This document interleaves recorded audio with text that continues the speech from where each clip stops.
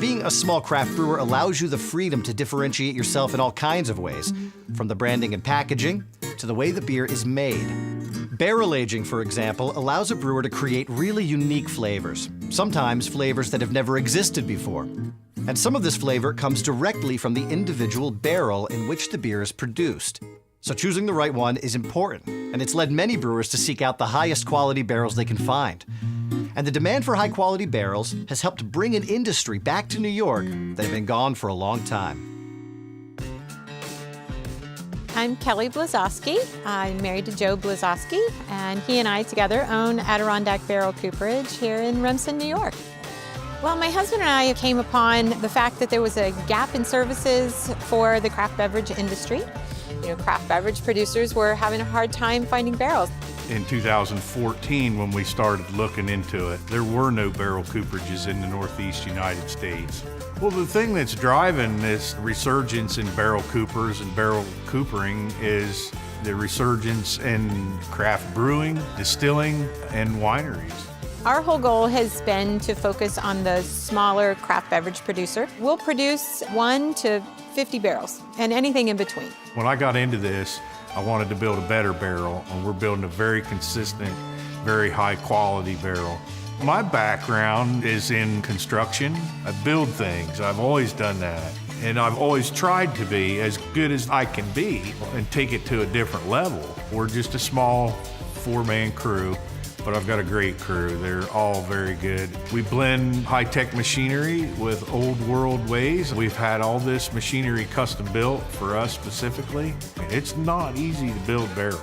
There's a lot of process that goes into it. Firstly, machining the wood. We use a very high-tech process for that. We have a CNC stave joining machine that produces really good stave flanks. We use all 24 to 36 month air-dried lumber. We don't do any kiln-dried wood here.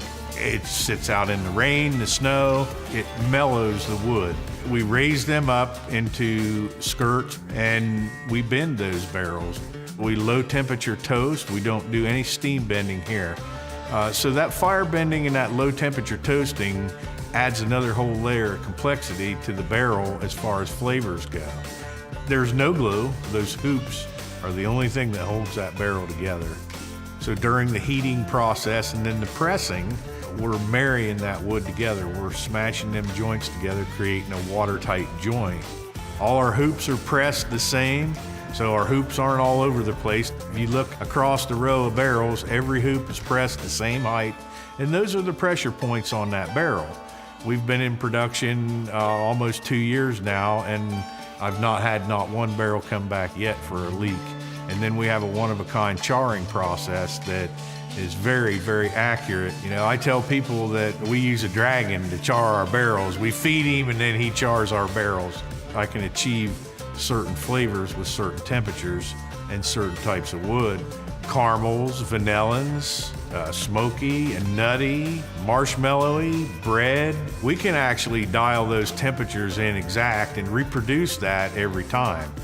Really, the most exciting part has been just to serve a growing industry. It's great people. They're very passionate about their craft, whether it's distilling or winemaking or brewing beer. They often cite that they're really excited to be able to tout that they are going from grain to barrel to bottle with a New York-made product, ingredients, and process. Our production schedule, it runs about 120 to 125 barrels a month right now. Soon to produce 200 within the next couple years. Big cooperages can produce up to 2,000 barrels a day. And I want to grow slow so that we can maintain the quality and consistency that we've set out to do. We hope that we can change the way people look at their barrels. At one point, they were just a vessel. Now people are doing a lot more experimenting than what they used to. That's who we want to work with, is the progressive distiller, brewery, and winery that wants to do something different than what's been done for the last 40, 50 years. So this is a whole new revolution, and we're starting to make a really good name for ourselves.